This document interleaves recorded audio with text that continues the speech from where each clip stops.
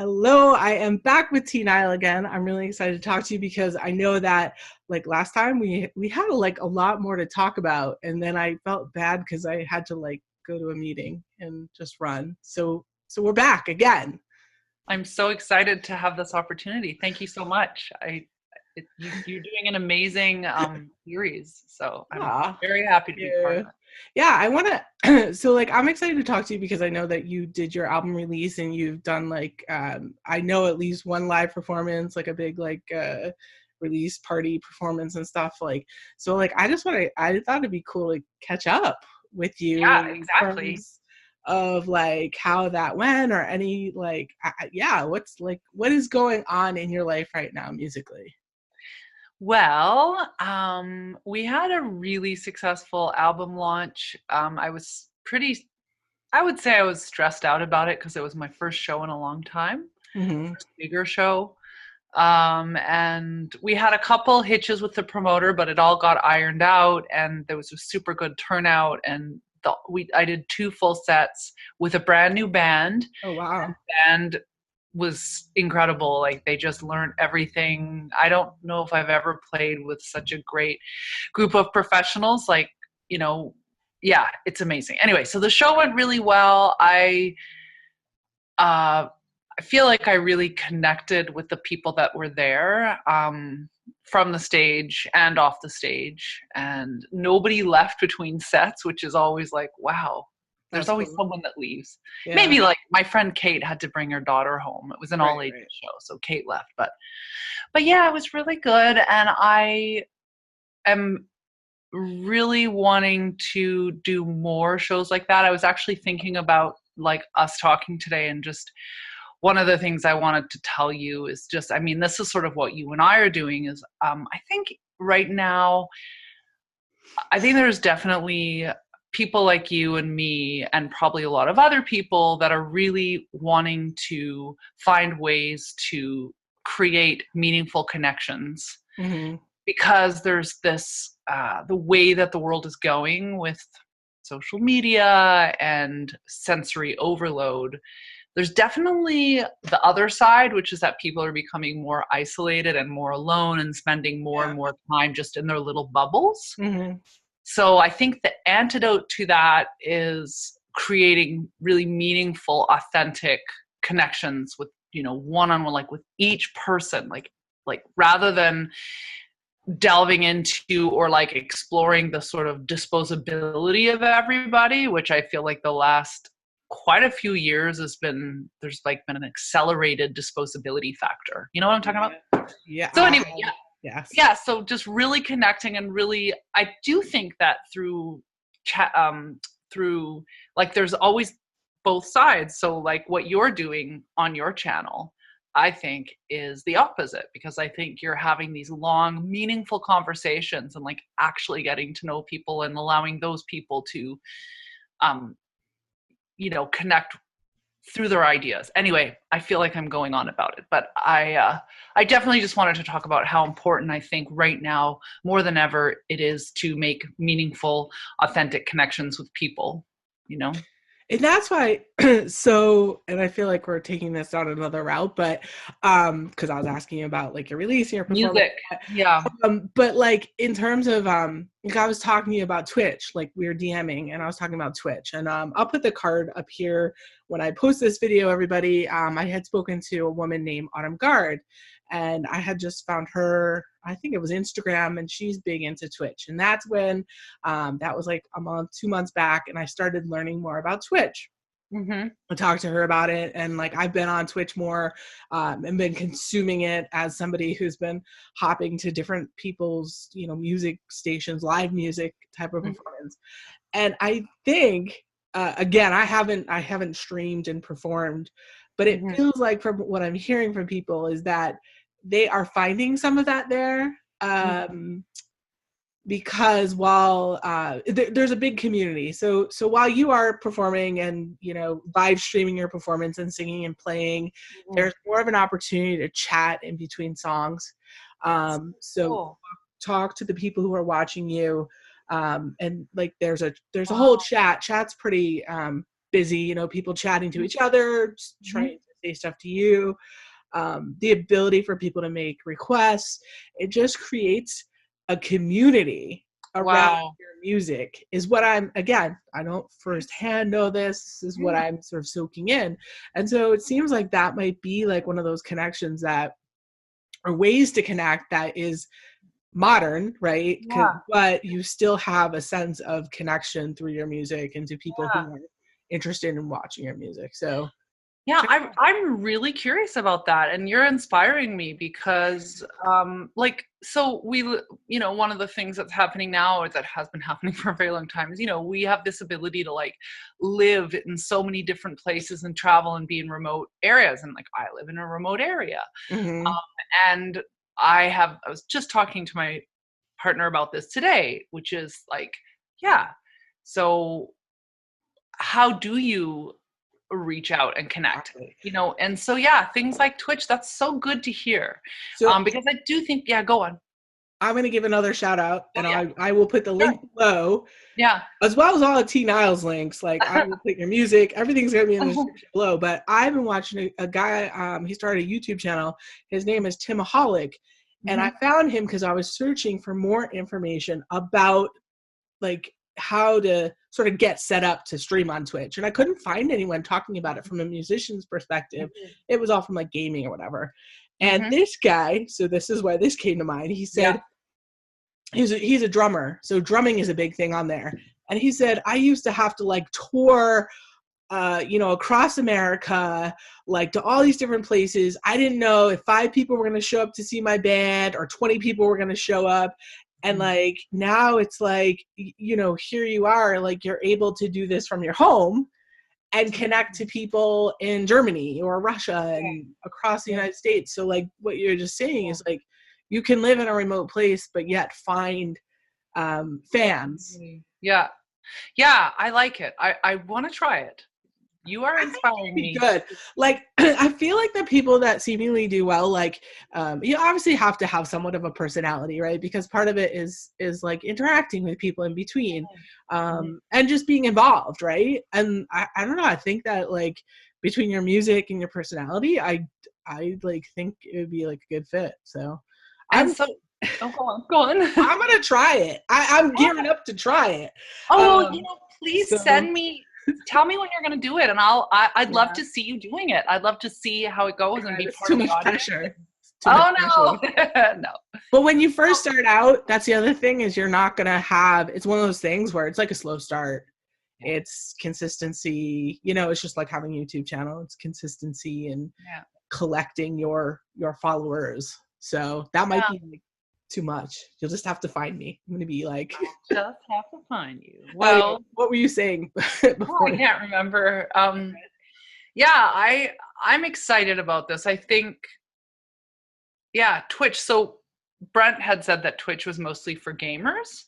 And I think that's probably true, right? Like there's largely gamers there. Yes. But there is a growing music community.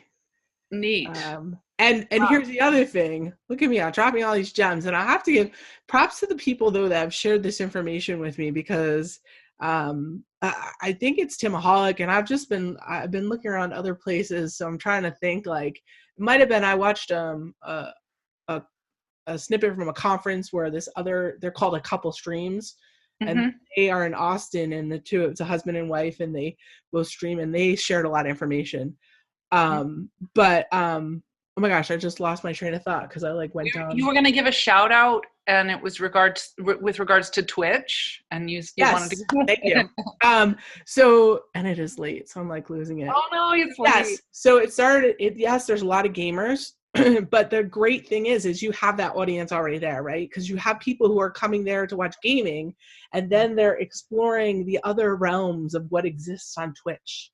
So it's like you've already gotten people to come see like another part of the show, so and they wander and meander apparently over to the music side just to check things out, because that's really what, as my wife says, she's like, it's so weird, you just go on this app and you like go into rooms, she sees it as like you're just going into people's rooms.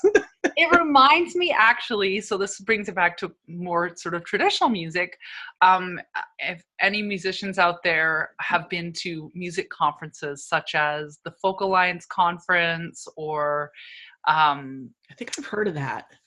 different conferences where the organization will rent a large part of a hotel. Like Folk Alliance used to always happen in Memphis. I'm not sure. I think they might have moved. And recently they were in Toronto or Vancouver, actually. No, Vancouver.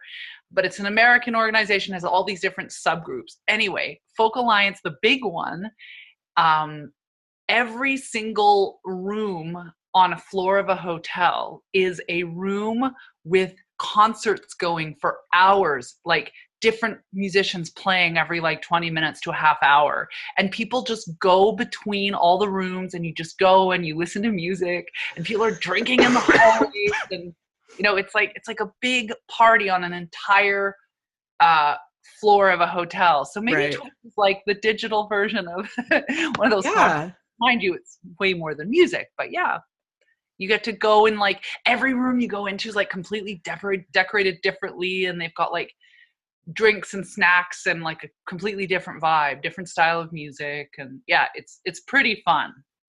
Yeah, that totally sounds like a similar idea, and I think I've seen that. Not that familiar with it, but yeah. So it's like you can do it anytime, right? Because you think of like time zones and stuff, right? So there's always like somebody somewhere, and literally like we have a 6-month-old baby, and like so sometimes I'm up at weird times, and this is how much I've been consuming. So I'll be like, oh, I wonder who's on Twitch now. Like it's like 3 a.m, like Eastern time, so that's like midnight your time. And it's just, there's always different people on, because there's people in all parts of the world, and they're streaming at all different times. Some people are streaming early their time, late their time. And it's like open 24 hours, which is amazing too. That's amazing. Now, when you go on there, so can you join any concert / room, just walk in and join and comment? Like there's no restrictions on that? No, once you sign up for an account, you can have it on your phone, you can have it on your iPad. If you have an Apple TV, there's an app to download called Twitchy. It's like it's not a Twitch app, it's like a third-party thing they developed. Anyway, and you can, any of those places, you can like just search, you go through all the, look at all the people that are performing under creative, which is the music setup, and just go in. You might have to watch an ad, because that's how they're actually making their money, is there may be a 15 to 30 second ad that you have to watch. The only way you can circumvent doing that is if you subscribe to that person, which is like $4.99 a month. Oh, interesting. Do they get the money? They get half of that. So Amazon owns Twitch. Okay. So most people, there's different levels. There's all this stuff, like you can, if you stream a certain amount of hours and have a certain amount of followers, because you can have followers. So I could choose to follow anybody. I don't have to pay. I'm following them. When I go on my app, I can see if they're live, or I can get a notification. But like, yeah, so you can have a bunch of followers, but then there's the subscribers that are the people who pay. And then I think you get to the point where, let's say as a performer, I'm getting a lot of people watching me, I'm streaming a lot. You can become one step above being an affiliate. You become a partner, where you can make even more money. So instead of getting half of that $4.99 or whatever, I think you can get a little more, or I don't know. There's like tiers, and it's all online. But yeah. So it's sort of a competitor to YouTube, but it provides a very different service. That's interesting. So there are people like even musical performers because there's gamers that literally make their living off of live streaming video gaming on Twitch. So same goes for some musical performers as well, who are able to do that because they have been doing it for a while. But it is still seemingly in its infancy, in the sense that I know it's grown tremendously over the past few years. So I think it's like, So YouTube feels really crowded and noisy, and I think this is like the time to get in on Twitch. That's a good little tip right there. And I know what you're saying, because yeah, every platform kind of has its heyday. Like Instagram, for example, definitely had a heyday, and it's not now. It was 4 years ago or 5 years ago. But yeah, the early stages are great because you can get in and you can build community more easily. It's less crowded, all that stuff. And I think the barrier for a lot of people is the tech side, because that's what this YouTube channel, like I found this Timaholics channel is because I'm like, and I'm pretty techy, but there were just some things where, and I'm probably overthinking some things, but I was like, oh, how do you do that? How do you not get latency? Like how, because I want like the best sounding stream possible. Like my wife was listening, we were listening to a couple streams last week in our living room. We have like a Sonos like surround sound system.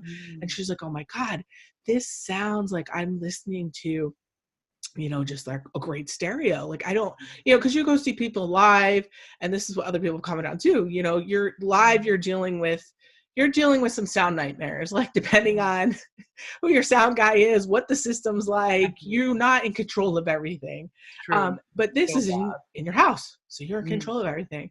But you have Brent, so like you're set. He's like he can handle all the technical stuff. No, it's true. Although in an ideal world I would learn. I mean, I have a goal of being a lot more self-sufficient, because it's kind of it's great to work with other people and to like focus on the things that you're good at, but I do think that everybody benefits from going outside that as well. And anyway, I hear you. It's not as much of a barrier because, Brent is a great techie, and like he set up the camera and lights today for me. Although I saw him and I was like, I totally could have done that. You're learning. I am learning. That's right. No, it's great. It's funny though, because like when we first met, I wanted to learn how to Ableton. Right. And I have learned some. But it is so easy to rely on if you have someone that's so good at that. And I'm good at other things that he's not good at. So it's really easy to, rely on him.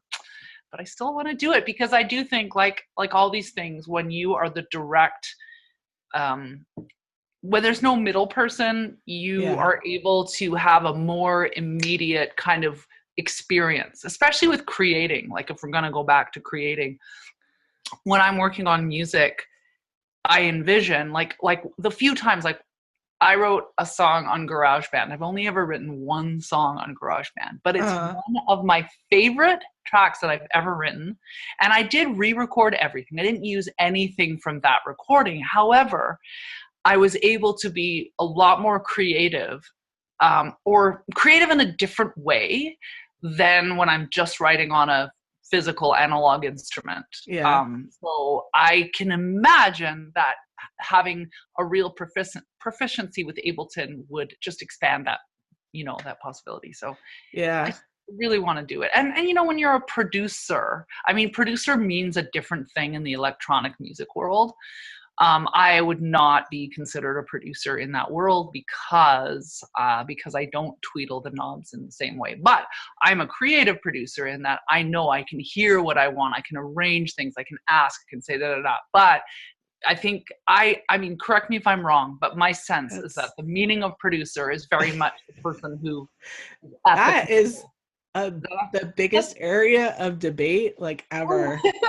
It really is, because you have all these people who are making beats, beat makers, and they're like, you say I'm a producer, but then people are saying, but you're just making, not just, but you're making the instrumental side. Like if I threw you into a room with an artist, how would you even know how to interact with that artist to work with them to create a full-blown song? So some people say that a producer is truly somebody that doesn't even have to play the instruments, right? Can orchestrate and get the session players or whoever, this is what I want, and say, no, that's not good. I want this, and then work with the artist to create all the pieces. And like people say, like I don't know if you look at somebody like Quincy Jones, who you know, yes, he played a lot of instruments, but on some of his best known albums, I guess, like he wasn't playing instruments, he was telling other people how to play instruments. So it's just an area of debate, you know. It is an area of debate, and I just think it's like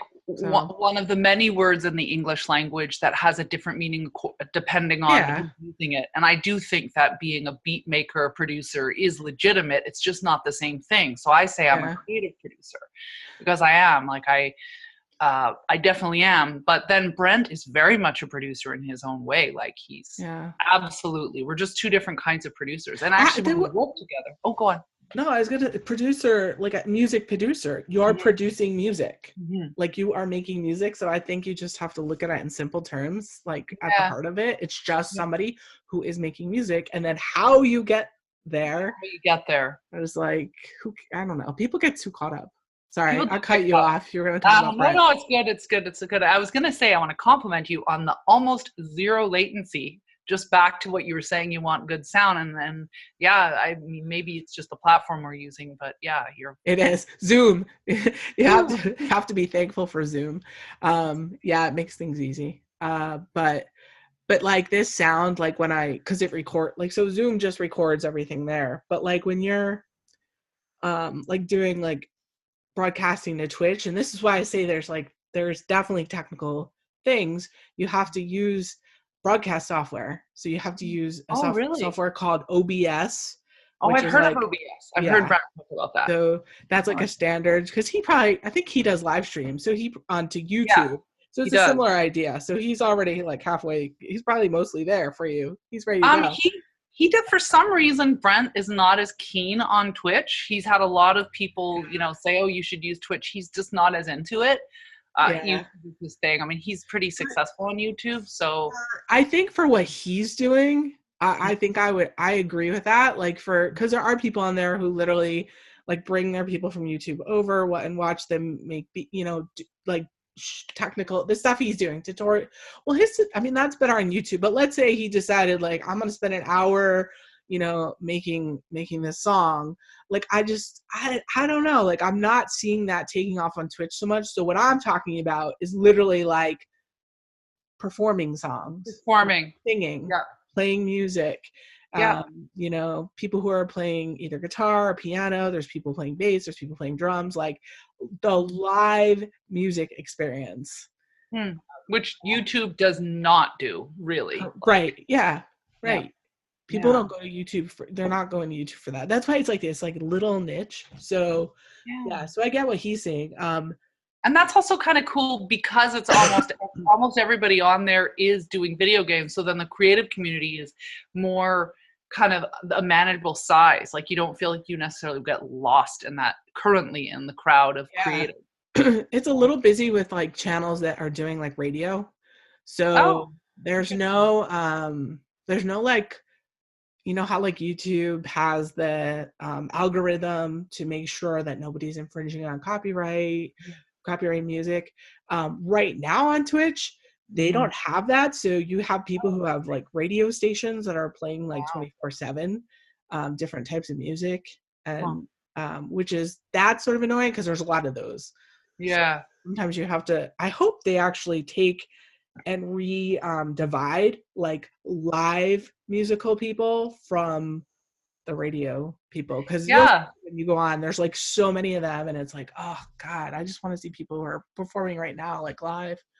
I'm gonna, when we get off this conversation, probably the first thing I'm gonna do is go and look at it, because I'm totally curious now, and I've been pretty much not actively, clearly, because I would have found it if I was, but I've been really thinking about how wonderful it would be if there was a platform that had that opportunity. And I guess Brent was not that, and he said a few things about Twitch, and again, maybe it just depends on where you are on Twitch. He said, there's people that are kind of like, and of course you're going to find these kind of people everywhere, I guess, but they're sort of like, it's disingenuous. Like they're dressing and acting in a certain way where, without going into detail, PG-13, but it's kind of like, you know what I'm saying? There's a bit of a like show off like element, and he doesn't like that.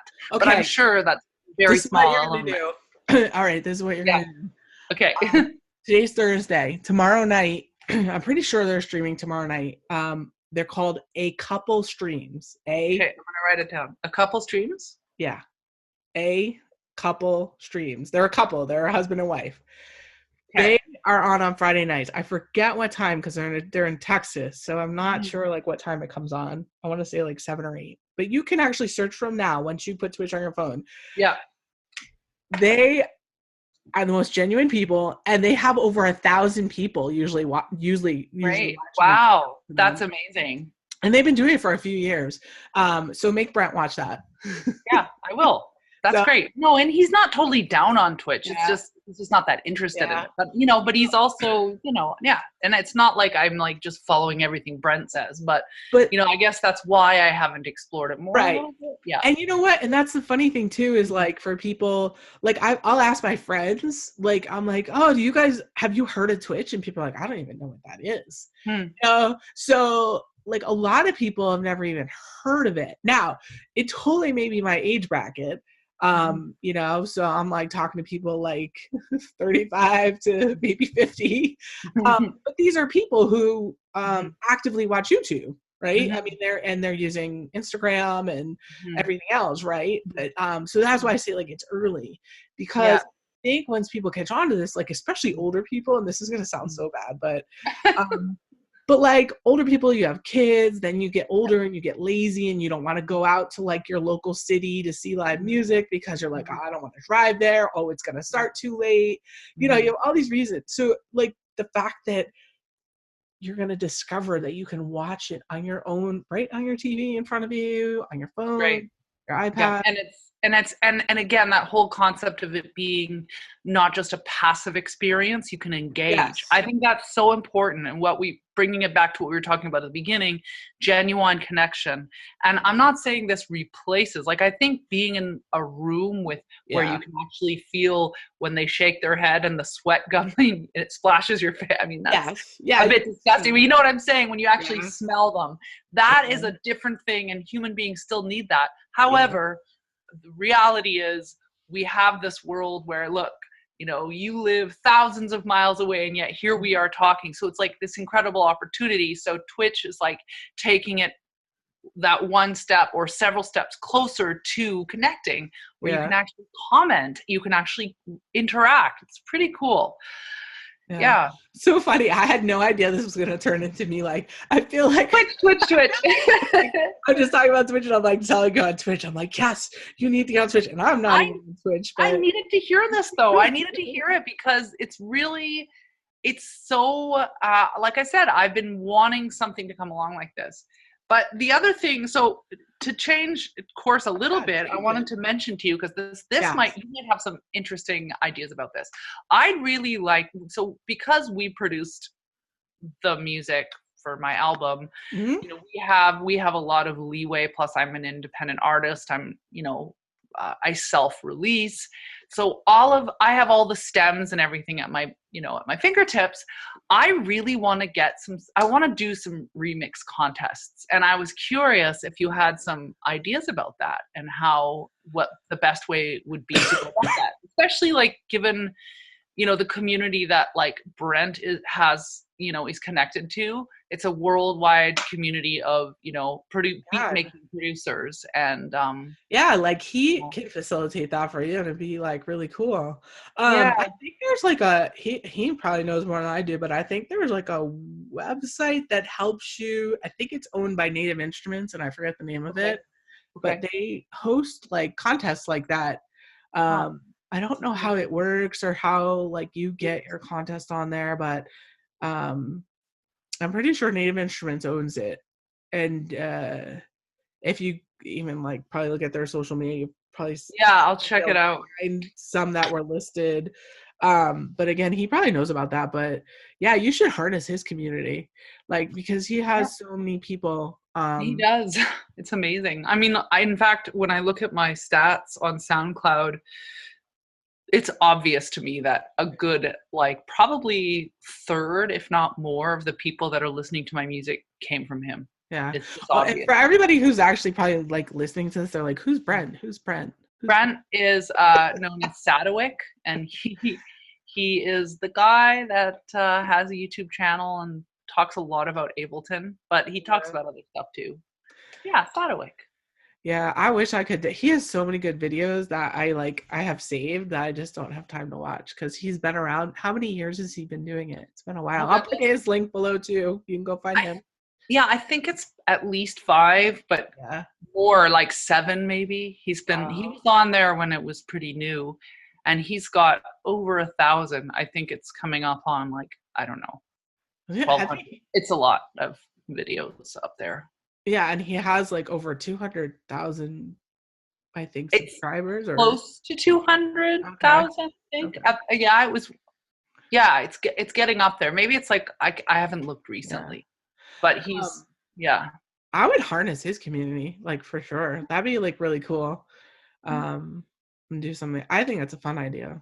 Yeah, well, it would be neat. I always love hearing. It's a form of collaboration, right? Yeah. It's a really interesting form of collaboration because you have these, you put all this time and effort into something, and then another creative takes it and just completely reinterprets it in their own way, and it's fascinating. I've never been not fascinated by a remix. It is really cool. Yeah. And like you said now, I'm sorry, because you self-release and everything. Like, it's then really the process of that collaboration and figuring out, like, I don't know, like, percentages or I don't know, whatever's going on, like, on the back end. Like, it's easy to do that, like, in today's day and age. Absolutely. Which is so cool. You can make it exactly as fair, and it means that everybody involved is going to get a bigger piece of the pie too, because labels take a lot. Mind you, they also promote. They do a lot too. Labels take. So I'm just curious because, like, I'd love to get some more information from you, and we're talking. Mm-hmm. I'm like, I feel like I'm like the Twitch preacher or something, and I'm not even on there. But so like, so this is a good question. So you released your album on Spotify. Like, are any tips you can give somebody? Like, I always hear, like, the big thing is, like, try to get on a playlist, or I definitely have some tips. Like, I know people might be curious to, like, just hear what your experience is in self-releasing like that. Yeah. So I would say, if you can, first of all, Spotify's been doing an amazing job recently they have a new thing called Spotify for Artists, and you have to get on that. Because if you get on Spotify for Artists, and maybe a lot of people already know about this, but I bet you some people don't, you get the back-end access to your Spotify page, and there's all these analytics, and you can modify your page and a bunch of things to be more what you want. You can put a bio up there and links, and you can see where people are listening, how much, and the demographics. It's pretty cool. And then with regard to playlists, so Spotify has a channel now on YouTube, and they've been uploading some pretty great videos that give tips, and a lot of them really good. Like, I think really good. With playlists, I would say, like, a warning that right now there's it's kind of like the new payola. If you aren't familiar with what payola is something that's actually banned, but I think it's still happening unofficially, which is pay to play on radio. Okay. So now there's kind of the same thing happening on playlists. Yeah. And you know what? Just getting on playlists is not enough. You want to be on playlists that are good playlists, that have artists that you want, that you feel are have a relationship to your music. And right now, you can pay for a service and get playlisted, and you will get playlisted, but are you going to get on playlists that you actually want to be on? Right. And I think a lot of times the answer is no. You're going to get on fake playlists that, have fake followers, and like everybody that the playlist is another artist on the playlist, and they're all promoting. Basically, it's like a bogus. It's like almost like a shell company. I don't know how to explain it, but it's just not a scheme. It's just not real. So it's like paying for followers. Like, You know, But you can do that, it but it doesn't really seems help. it seems like the key playlists you want to get on are the Spotify Yeah, curated playlists. And very much I so. got a tip for everybody because Yeah. like I just wanted to learn how this worked. So I had this like lo-fi hip hop beat that I liked, and I was like, let me figure out this Spotify thing, and I joined DistroKid and put it on Spotify. So I learned the hard way, and so this may help some other people out there. Like I just had it to release right away, like once it went up to get released or whatever. So you can only submit your songs to a Spotify playlist if your songs have not yet been released.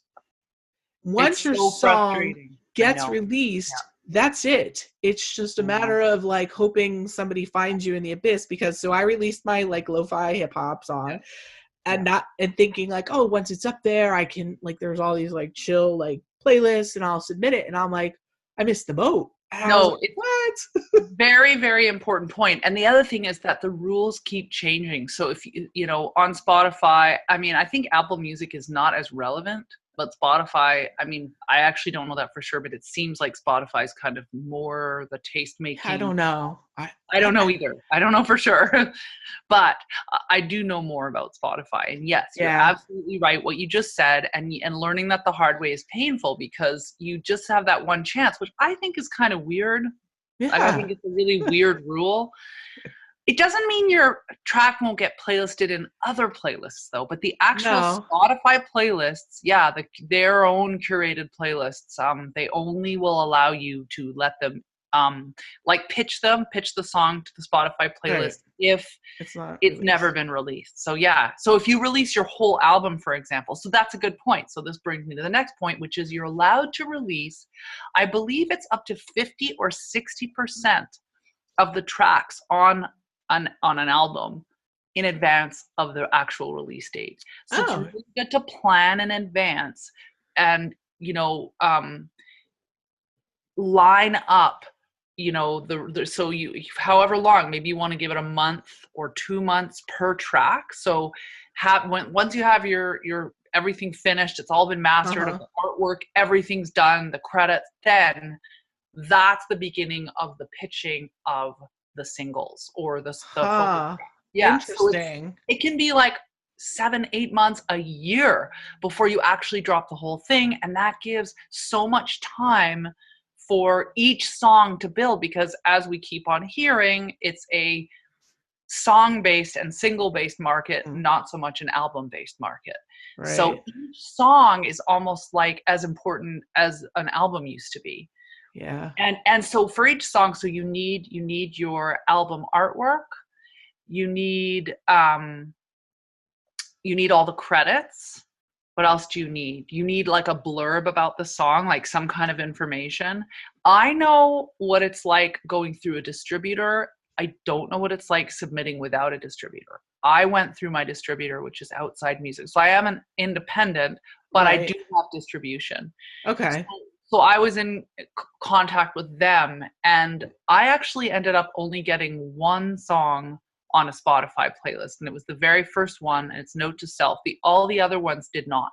I don't think they Mm-hmm. did, but they got on other playlists, and it did help. That's Um, cool. yeah, no, it helped. I actually hired someone to help, and I think it was good, but I don't know if I do it again. I might. I just, it's tough. Like the whole, again, paying to get someone to get you on playlists, because um because there's all these, I don't want to call them fake playlists. I just think that they're not as, like, a playlists are not all equal. Mm-hmm. So if you're put on, like there's this one, and I won't say the name of it, but it's based in Mexico, and I would go and like check them out, and I'm like, huh, what is this? And it had no continuity. Like, you would never want to listen to this playlist. You would turn it off immediately. And so you need, a playlist has to be well curated Yeah. for you know And um and for me, like I literally the way I listen to music is I listen to the Spotify playlist. Like that's what I do. It's like you go yeah, in and it's like browse, and I pick like if I pick like folk, what is yeah, it? Folk and acoustic, folk yeah, Americana, and I'm like, yeah, okay, fresh folk, like they like it depending on where I'm going. Like I'm doing the Spotify curated playlist, and it's just because I don't know. I don't Because really. it's going to be reliably good, and that's the thing, is that because we have this oversaturation, you know, we don't have time to like wade through like 10 bad plays. Now here's an interesting thing, and this is something that I don't know how to fix, but and I have to talk to my distributors, and it's a call I have to make, but my songs are not being like, you know how you can click like make radio, like a song that you like and you're like, okay, such and such radio, or like for me it would be Nile radio. Yeah. Well, Okay. my friends have told me that when they do that, the other songs that are recommended are totally not at all like my music. So somewhere along the line, my music's not being like tagged properly or something in the algorithmic thing where That's annoying. yeah, it is annoying, and I don't know how to fix that. I maybe I should contact Spotify. I don't know if I'd actually get a human That's being. the other thing. So Yeah. so when my song that just went out into the Spotify world with nothing, I Yeah. never even got the chance to say what genre it was, Yeah. anything. Yeah. So I'm assuming you at least must have gotten the chance with your distributor how you did that to I say did. this is a specific I genre. did. But I Okay. think there's another angle with the algorithm, and like Yeah. so for example, me, I have made every album has been a little bit different, and then to a Right. degree very different. Like my first record that's on Spotify, which was released like 10 plus years ago, Uh-huh. 13 years ago, anyway, a long time ago. Um, it's folk roots, Yeah. like Americana folk roots. It's still pushing the boundaries. It's definitely not traditional, but it's still basically Americana. Whereas Beach Fires is definitely not Americana. There are some elements, Right. you know, like there's like a little bit of banjo, there's like bluesiness, there's this, there's that, and it still has folk influences, but I don't think, I mean, I call it electro folk because what's folk, and I feel like I'm a folk artist. However, in the Spotify world, I don't know Yeah. if the music that I'm making right now would fit with folk, What did you call it with for what the people Spotify? with Spotify. Well, I called it dream pop Okay. and dream pop, and I can't remember what the other one was. And I mean, I did go through that, but like I said, because the algorithm knows that my first album and my second album were more like folk roots, even some elements of country, it's confused. It's like, well, you don't fit. And this ties into the whole challenge with algorithmic cultural curation, because Yeah. it doesn't have that human nuance of, oh, this artist is an evolving artist. Right. They're doing something different now, but they expect you to be like someone like Lana Del Rey is a dream for an algorithm because she always is consistent no matter what she does. She's so, even if it's like more upbeat or downbeat, it's never a question. And it's, you know, but yeah, like an artist like me, there's other examples. I'm thinking of another Canadian artist called Chad Van Galen. There's like other artists that every record they do is a little different. Huh. Um, So so what it, is yeah. so out of curiosity, so if you try so when your friend tries to create the radio and they have you, like Yeah. what's the other type of music? Is it really like It's like super, super Americana folk, like, huh, you know, or other stuff. Yeah, they were like, oh, we can't do that anymore. That's the normal way when we look, because they love my record. They're like huge fans. interesting? And they're like, oh, we've done it so many times where we want to listen to like T-Nile radio, and then it's just unlistenable. I'm like, oh man, that sucks. I've So never I played don't with do that. that feature. I mean, I know it exists, but I've never actually used it. Or like So suggested tracks or something. right, yeah. If you like this, you'll like these. Yeah, Yeah. yeah. Huh. That's Anyway, so interesting. Spotify's still a bit of a mystery, but I definitely think like there's a real learning curve. I guess the advice would be spend some time learning about it. Go Yeah. online, do some research, because it's changing. Like that feature that you just described, that's new. That's a new feature that wasn't there Yeah. last year. Huh. And like you artists, I think there was like a whole playlisting thing has really changed. I Yeah. think artists and people used to be able to make playlists way more easily, and it's become much harder somehow. And anyway, so you have to just keep up to date because it has a huge impact on how your So music gets heard. we're all gonna circle back to the Twitch Mhm. again. Mhm. So like coming back to that, like I mean, you look at that from publicity standpoint in the sense to drive Yeah. people there to your Spotify, to your music, to your albums, to listening to your albums, and because I think of like this whole conversation, it's like Spotify is this huge abyss, right? Like It everybody's really is. releasing music. Like I forget what it was, like 30 million songs a Oh, month so or much. something crazy. I Yeah. don't even know.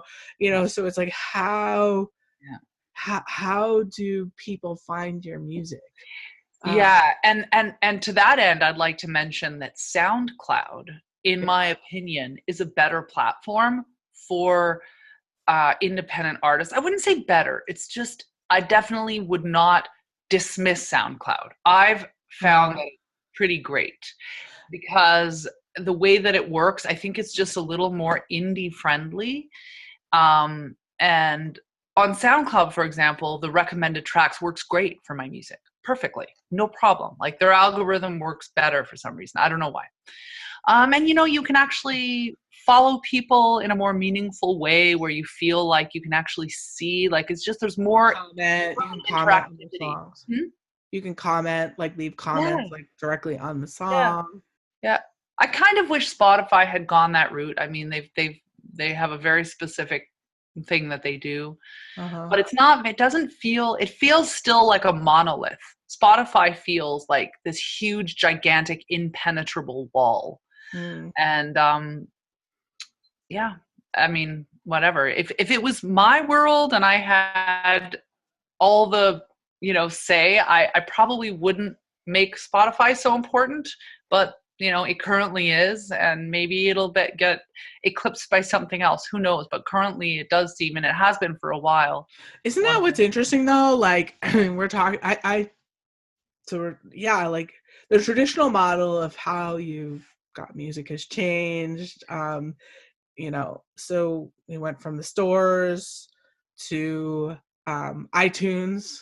I Mhm. mean, that was like the big place. Well, there was illegal downloading in between Well, that, and Napster. iTunes was a way to grab all those people that were getting it for free and get them to pay, and it kind of worked. um, and like and if you think about the time span, like I don't like things are it's just like the swirling going on, and I'm curious where it all like lands in the next 5 years. Yeah. um I think about that quite regularly. I'm like, where are we gonna be? Like everything's just yeah, like speeding up. I don't know. Yeah. I'm curious, very Well, curious. in 5 years, maybe that this will still be a platform, and maybe I'll still be doing this, and you can go back and like answer all the Yeah, questions. You do a little time capsule. These are the yeah, questions that I want to ask myself 5 years from now, and yeah. then do like a little side by side. Those are the questions, and the That's answers. yeah, that'd be What's my hair fun. gonna be like? Um, but what you're saying, like Spotify does feel like it is the the one place right now, and I'll answer even for myself, like that that's where I listen to any of the music that I'm listening to that's like commercial. I don't even really listen to SoundCloud. Like I Mhm. mostly it's Spotify. Yeah. I don't listen to Pandora either. And it Yeah, makes sense. It makes sense from a listener's perspective, from a user's perspective. It's like it's got almost everything, and it works pretty well. yeah. But from an artist perspective, it leaves a lot to be desired. And I think people have known this for quite some time. This is not news, You know It, what's interesting to me is if you think about vinyl and you think about this resurgence of vinyl and tapes, people are back in the tapes now. Like I saw this I follow this company on Instagram because I saw this ad, like they will make tapes for your single. And I'm like, oh, that's so cool. Like I always wanted a single tape, like oh, um but like, so there's this resurgence. I mean, vinyl obviously it's been going for a while. Tapes has just sort of like caught up, but so it makes me wonder, where do we eventually like end up in this whole thing? mm-hmm. Like Yeah, I don't know if, I mean, obviously I think there's enough people who have caught on to the fact that they want to be digital, but um I don't know, it's just so interesting. I know, it's fascinating, and it does feel like we're aiming at something we don't know. That I get that feeling quite. I'm like, okay, what's like, even with, okay, let's bring in social media into this. Like Facebook feels incredibly stale. I don't go on Facebook at It's so all. stale. I mean, a lot of people don't. My parents do. Clearly, See, that's the thing. that's the thing. It's the parents now. Yeah. But, you know, most people under the age of, I'd say, probably 50 or 60 are not even using Facebook anymore. Yeah. And then, I mean, some people are, but a lot fewer. And then Instagram is like one ad after another. People still use Instagram, but it's like business. It's business, business, business. And it used to be just a place for photographers to share photos, basically. Right. Not what it used to be. Obviously, MySpace, that's the dinosaur What age. is that? But what is MySpace? Friendster? Anybody? I'm, you know, old enough to remember MySpace, and that it actually was an amazing platform for musicians. There really has never been a better platform for musicians, because you could, I mean, I booked tours through MySpace. Anyway, MySpace was, when it was good, it was good. I don't even know if it exists anymore. I don't think it does. But yeah, there's something. And then there's like Twitter, there's all these different platforms. And then there's problems like politically with what's happening with all these platforms and how they're being used in these different ways. And I don't know. I'd be really curious to see, but specifically with regard to music, yeah, where are we going? Twitch. No, maybe Twitch. Oh, it all comes back to Twitch. Yes. It's gonna be Twitch, and then you'll have giveaways. You'll like be giving away like your tape, your single that's on a tape cassette. You'll be sending it to somebody in the mail. Yeah, it'd be really interesting, because, you know, the other thing with Twitch is that you could conceivably, like, do you think that some of the people that engage in watching Twitch would go to a show if they had the opportunity, like if they built that relationship, or are they a completely separate audience? Because if you could, then you could like build communities in different areas, and then through those conversations you could be like, I want to come to wherever, you know, Cleveland. So I think, and I don't know the data in Twitch if you can like segment, well, no, because not even YouTube, you can't even segment down the state. But let's say that you found a way.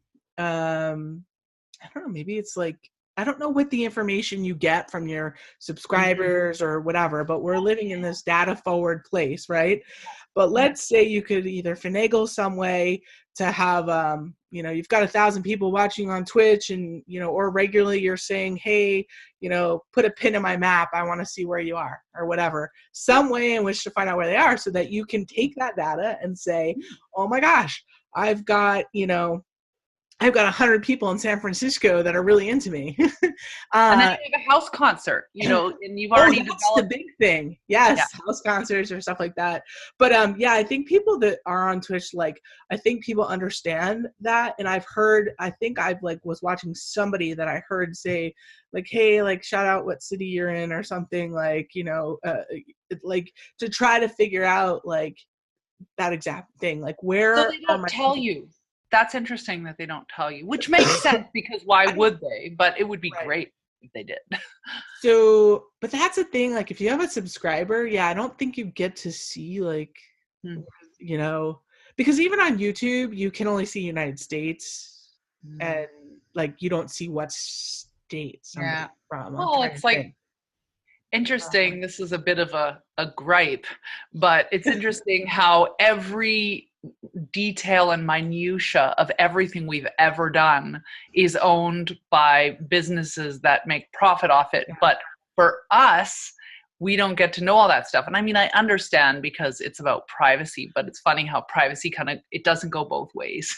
So I mean, I'm curious to find out though, because like, so the company I work for just recently bought a data company, Salesforce, which is a huge company. If anybody on here is watching business, you know what Salesforce is. They recently spent a ton of money on a data company. So all these corporations are spending their money on data businesses. Mm-hmm. It is, I mean, it is the now, but I think that we can't even really foresee what the future is. Oh my God, I was saying this to somebody the other day, and I hope I don't have this wrong in my head, but did you ever see the movie like in the early 2000s called, it was Josie and the Pussycats? It was like a remake or something. And Heard of it. I don't think I saw it. okay. And I believe, and I want to rewatch it, but in that movie, it's like this really futuristic type of experience. And like, the world that they're in, like you're in a mall or like a store, Yeah. like they're like, it's like they can see what you want, and like they're talking to you, like trying to like sell you something. It's like this futuristic technology that is everywhere you are. And I'm just like, oh my God, that's what we're turning into. Like you're going to be in like Target, and like a little drop down, something will pop up, or your phone will ding and say, oh, I see you're looking at I don't know, this type of toilet paper. Have you ever thought about this? I don't know. Actually, now that you mention it, I think there's a digital philosopher named Jaron Lanier. I think I told you about him last time, maybe not. But I think he was the digital like technology consultant for that movie. He was also the technology consultant, and I have to double check that. He was the technology consultant for what's that Tom Cruise movie where there's like precogs? What was it called? It was called, I don't know. Minority Report. So this is the guy that he's I never saw that. Okay. He coined the term virtual reality. He's like one of the granddaddies of Silicon Valley, and he's a really interesting digital philosopher. But yeah, so he actually knew that those things were coming. And so, and again, I don't know if it was in Josie and the Pussycats, but in Minority Report, there's all these technologies that were not possible at the time when the movie came out that are now like just, yeah. So it's interesting. He called it. But it's partly because he knew, because they were being created at the time. So right. Yeah, he had like the background. Yeah, I think it's going to be really interesting. But and I think like all of that sort of like circles back to like, okay, well, what's going to happen with music, you know? And you have like, and just as there are all these different ages coming. So we talk about the fact that earlier, like we were talking about how like there's just so much music, right? Like so much, and almost to the point people say it's like disposable, right? Like a single comes out one week, and by the next month, like everybody's forgotten about it. They moved on to the next thing. And I've been thinking about that a lot lately, because I think it's an age thing. I think that is something that people are going to need to accept, because as different generations come up, it's a generational thing. I think that the attention span, obviously, of people who, you know, right now are 15 are much different than what our attention span was, because there's just so much going on in the world. And so unfortunately, like, I really think that that's just going to continue to become more and more prevalent. I think you're right. Although I do think that there's always going to be pockets and outliers. Yeah. And I'm really curious about those people. Although I guess if you want to make it big, you want to focus on the majority. But this is another thing that we've heard over and over again in the industry, is that it's all about the niche. And I think this actually applies to what you're doing as well. That in fact, there is no, like, basically there's going to be basically fewer and fewer superstars and more sort of small time people that have their little tribe. And where am I going with this? I'm losing track of it. No, the true, like, you're going to, like, you're not, so though that's the majority. Oh, yeah. Yeah, so being curious about outliers, I guess, you know, I guess self-knowledge is really valuable right now, because by knowing what it is who you are, what you're truly passionate about, what makes you tick, then you can kind of take that information and then go and try to connect with other people that feel and think similar ways. Maybe not the same, and maybe in a complementary way. Maybe it's different, but it's complementary. Like Brent and I, because we're very different, but we're pretty complimentary. He actually walked in. I was like, "Do you want to come say hi?" He's a little bit sick today, but oh well. Me too. Yeah, again. Yeah, is it allergies, or maybe it's because you have kids? I feel like having kids. I don't know. It's living in New Jersey. I don't know right now. I've been sick more this past few months than I've been sick. I I've been sick a lot. I have no You idea. have a 6-month-old. You don't really need any more excuses than that. I mean, you're probably, your sleep is not great, and like, I don't know. and babies are little, you know, their immune systems are growing, so they're having lots of new things happen in the viral realm. It's not. I know it's not allergies because like I take Zyrtec. I do take Zyrtec. I don't have horrible allergies, but like I take Zyrtec and yeah, whatever. I don't know. I'm like I can't be freaking sick again. So I'm just pushing through. But yeah, I wanted to say something else. What was I gonna say? We were talking about niches. attention span. Oh, so here's the other thing. I was watching Twitch the other night, and I was watching some guy. He's in Canada, but he's like Canada over by me. So that's like Montreal-ish. Yeah. So he he was playing, and like somebody was in his chat room, and I read, I'm reading the chat, like just seeing how people interact. And one of the people in the chat were like, oh, like I come to watch your channel because you are like one of the few people that sings and plays with feeling. I can tell that you're really into, emotionally into what you're doing. Wow. And so it like, of course, got me thinking, and I'm like thinking of the people on the other channels and whatever. And it's so true. So that's a niche in itself, because absolutely. I noticed, I'm like, yeah, that's a really good point. There are some people on here that are just like, okay, next song, and they're singing, it sounds all pretty, and it's like, oh yeah, that sounds good, and they're playing the piano, sounds nice. But you're like, for me, like it's like the one thing about like live music is like you just like feeling it, right? So like if somebody factor. Yeah, and if somebody can be like on a screen and they're playing and they're just like singing, and you can like feel that through there, I'm like, yeah, that's like that is really powerful. But this, and again, I go back to niche because I don't know how old this guy is, I don't know who he was, but it just, he was somebody that really wanted to be able to just feel, feel that connection to the person playing music, and just like, yeah, we're jamming. But like, yeah, okay. I don't know where I was heading with that. I don't want to say something wrong. We were talking about niches, and we were talking about like where things are going with music. And so some people really want to feel, and like they're emotionally, so okay, let's put it this way. Some people are really emotionally connected to the music, the performance, the lyrical content, what the song is saying to them, what is being evoked from like how they feel. And then I think other people are just like consumers, like in the sense they're like, oh yeah, this is a pretty song, oh yeah, it's nice.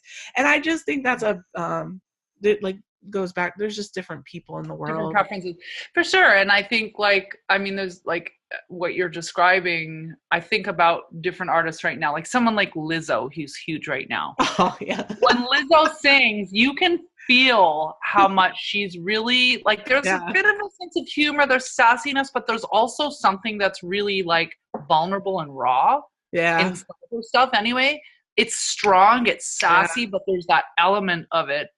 And I think it's really refreshing. Or I'm going to bring something unrelated to music. I'm going to bring something in from television, which I don't watch a lot, but I do watch some series on, I've got Amazon Prime. Anyway, I don't know if you've seen Fleabag, but I binge watched both seasons, a couple of nights ago. Anyway, and if anybody is out there, I mean, I don't know if this will appeal to your audience, but the way that this woman writes, she wrote and directed and starred in this series, and she's an English woman, and it is so like, I've never seen anything quite like it, and it's talk about authentic, and it's super funny and really moving and really good. So funny. What is she? What is it? She's a writer? It's called Fleabag. It's a TV series. So what's like the content? Like, what does she do? Who is she? She is, it's basically a woman dealing with some like real tragedy and kind of how she deals with it. Okay. And she's an English woman. She's got a sister. She runs a cafe. I don't want to give it away because, in a way, I don't want to spoil it, because whoever goes out and watches it, you're going to be like, oh my God, it's so powerful. And it kind of like, I hate the term Fleabag. So I remember seeing it in this, just like suggested videos, and I was like, ugh, Fleabag, gross. I'm not going to watch that. But it's really funny and really good. And so, but she's an example of someone who is, talk about like coming from a real raw authentic place. It's like, holy, like she's putting things out there that most people do not. And some artists are able to do that, and sometimes some people just have, it's also like not everyone resonates with the same thing. Yeah. So I'm resonating with her, but maybe someone else will watch it and go, oh, what a stuck up English bitch, oops. You can edit that out. Bleep. Okay. But no, I don't think anyone will think she's stuck up, but I'll have to troubled, check that out. Troubled, yes. Maybe not stuck up. But I watch like no TV. So no, and really there's better things in the world to do than do that. But I had a couple nights on my own and I was like, I'm gonna binge watch something. Yeah, so interesting. We are coming up on like an hour here. It goes so fast, quickly. Like, look at that. Like, I think that like once every 2 months we should talk. I'm down. I love talking to you. It's so interesting. We come up with like good stuff to like talk about. I feel like we got like it's like, I don't know. You know what it is? I'll tell you what it is, Blake. It's that we are connecting. Okay. Through the internet. So this is kind of like, it's like an opportunity because we had never talked before. So this is like two people basically having coffee and being like, just like getting to know each other. Yeah. And so we're interesting people, if I may say so myself, at least to each other. So, that's why we're just rambling, because, I think that's my theory on it anyway, is I'm not just here. I mean, I guess if I was, really strategic, I'd be like, what do I want to talk about that will promote my album, and like, how do I drive traffic to my Spotify? But I'm not thinking like that. So I just think I don't know. It's just, I think we're probably thinking about similar things in our heads, that when we talk, we're like, oh yeah, like that. I don't know. Yeah. Well, and we're approaching it from a different angle. So again, it's interesting because like you're an artist, you're a YouTuber, you're a producer, and you also have this whole other life, which is like mind-boggling to me. Like, I cannot believe how much you do. Major respect. You're a parent, you've got a day job. Like, oh my God, I can barely do just the one thing. But anyway, I do more than one thing. But I'm not a parent, and holy. Yeah. Well, what's so funny is like, I think that I'm going to do one of these, like just myself one time, but yeah. Like, I don't have my shit together. Like, I do, but like part of me with this like Twitch thing is like, there are so many pieces of me that I've left behind at different points in my life.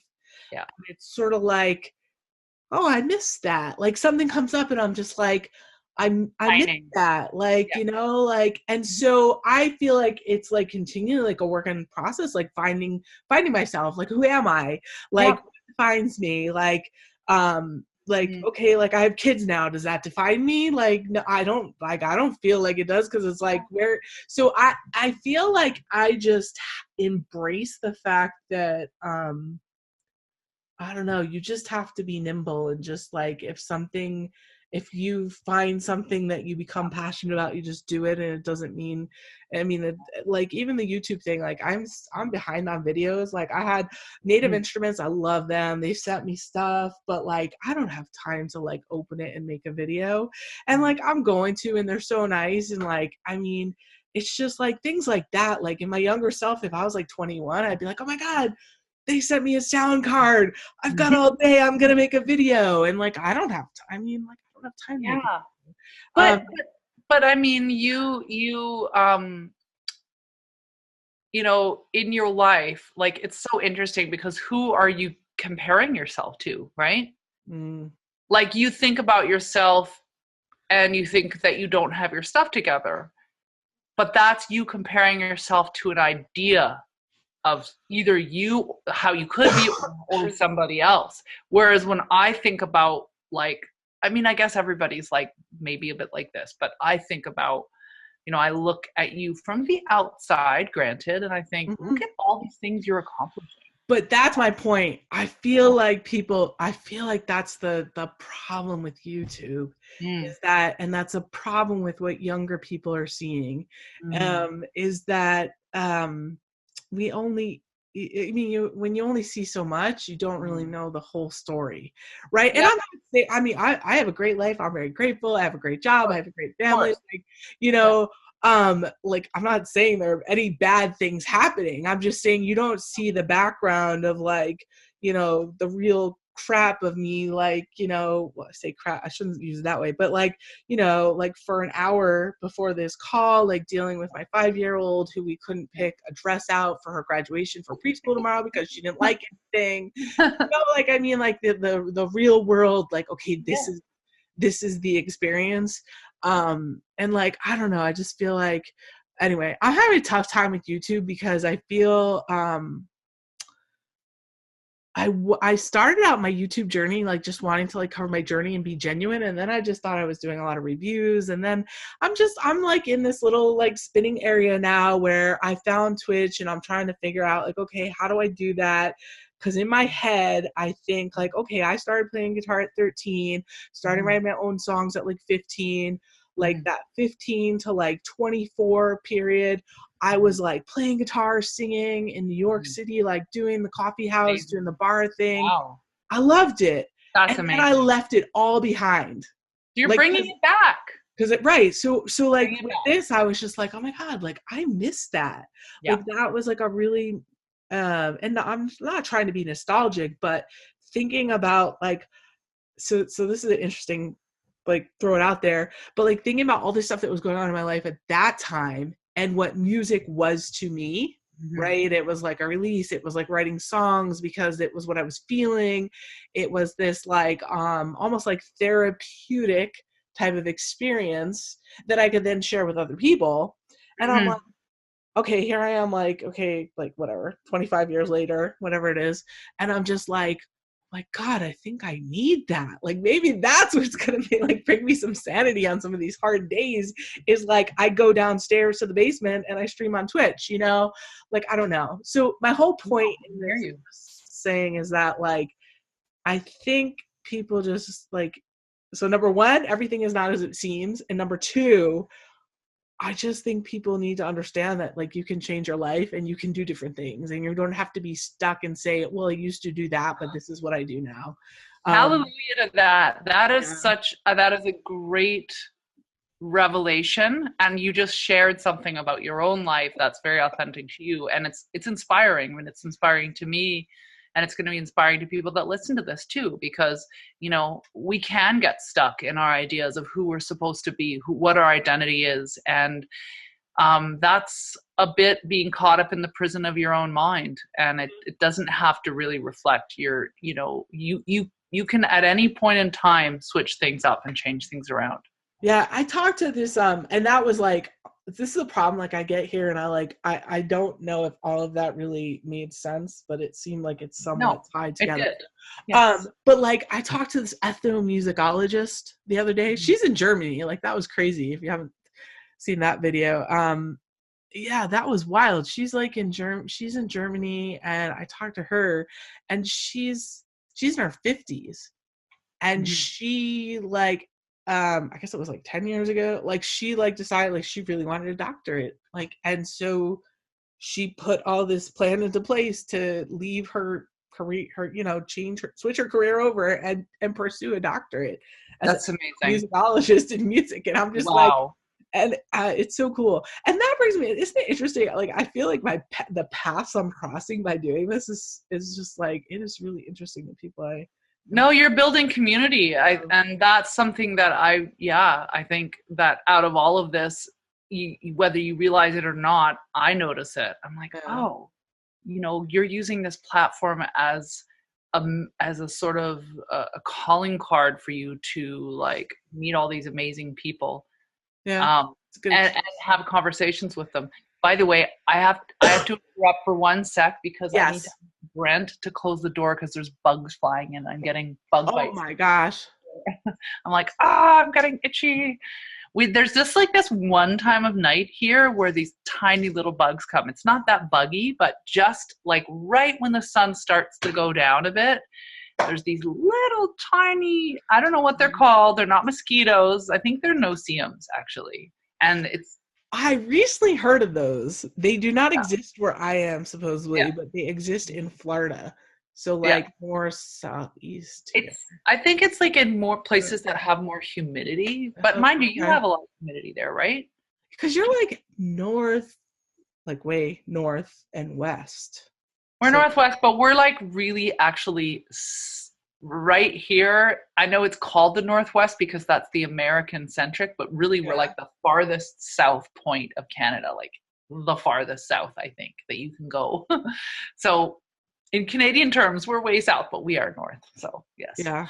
Yeah. And you know, with things, climate change, actually, I think these bugs are new because it's just getting warmer. And so things don't, it's change. So we're going to have them before I know it. And then I'm going to I hear they're pretty, I hear they're not fun. They like bite you and stuff. They do. Yeah. Okay. Anyway, I feel like I hate to end this, but I have to because otherwise this is going to be way too long and I'm not going to be able to render it and do anything with it. But it was so nice talking to you tonight, and I'm going to put all your information below, and we will do this yet again in like another 2 months. We will figure it out. You know what? Hopefully, like in another couple months, you and I will be farther along in our journey with, you guessed it, Twitch. We'll both be on Twitch. I hope to be on Twitch in the next 2 weeks. I've gotten my streaming computer. I've got a new guitar because I had I always wanted a jumbo, so I have a Taylor jumbo, and I know you know this. No, I love it, but it's like huge. It's like so. I got this new little Look at that! Wow, it's so little. Is that a parlor guitar? They actually call it a mini. I don't know. The parlor might be smaller, actually. I love it. I like little guitars. But it's so tiny, and then like the neck is just really nice, and it actually sounds pretty. I don't know what it sounds like in there, but it's pretty decent for like a tiny guitar. But how much was it? $7.99. Not bad. No, it's Taylor, really that's actually nice. Oh, and check this out. It has all the the Taylor electrics. I want one. And it has a tuner in there. There's a tuner. That's so great. It is crazy. Amazing. But yeah, like so I got that because that's like just really easy to play. I got this is I'm like showing off all my stuff. That's good. That's not good. I want to like get into figuring out looping. Oh, I have that. I love it. I have the exact same one. It's my favorite little toy ever. You're gonna have so much fun. Oh my god, we should do a whole video talking about that. Look how thick this is. I opened this today and I'm like, oh my god. I'm like, this is like the thickest manual ever. I was just trying to figure I literally just opened it today. I'm trying to figure one thing out and I'm like, oh my god. It's really, you know what, it's so deep and I have so much to learn still. I've had it for 2 years or more and I'm still just scratching the surface. But it is an amazing tool. I love it. We'll do a video about that. Yes. And I'll have to prepare a little bit because I have to I still don't know how to use the looping. There's like an amazing looping function that I've not figured out how to use. And I started playing around with I have too many toys. I got in a Kai Force, which is, I got it because I'm like, this is amazing. And I'm just trying to, that's also like a standalone type of unit that you can use for live looping. So I was playing with that a little bit the other day with my electric guitar. But so I'm almost there. I have to, just figure out how like the whole setup is going to work. Oh, I got it's behind there. I got a mixer, like a bigger mixer. Because my kids, their bedroom is right next door. Yeah. So I have to do live streaming from the basement, which is going to be interesting. Otherwise, they're going to be just hearing it. Because I'm probably going to do it after I would say 9, let's say, like this call, after so I need to be someplace where people aren't going to be disturbed by me singing because I'm not really a quiet singer either. I don't know why I find that funny, but that's awesome. So that's the other thing. But yeah, but like I'm psyched because my whole like I gotta end this, but I'm like excited about talking about this. But like it is Pride Month, and the music that I like.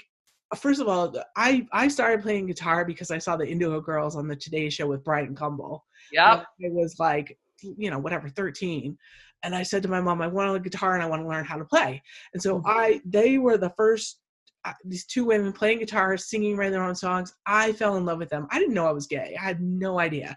I didn't find out I was gay. I didn't figure out I was gay until like, I don't know, probably was 18. So it was a ways later. But at that point, like the Indigo Girls were so poignant in my life. Melissa Etheridge was so poignant. Katie Lang, like all these, You've got to listen to Farron, by the way. If you have not, I know Farron. I mean, I don't know her. I know of Yeah. her. Yes. Yeah. So like she, amazing like person within that time span. Michelle Shocked, isn't she from Canada? I don't know. No, I mean not. Okay.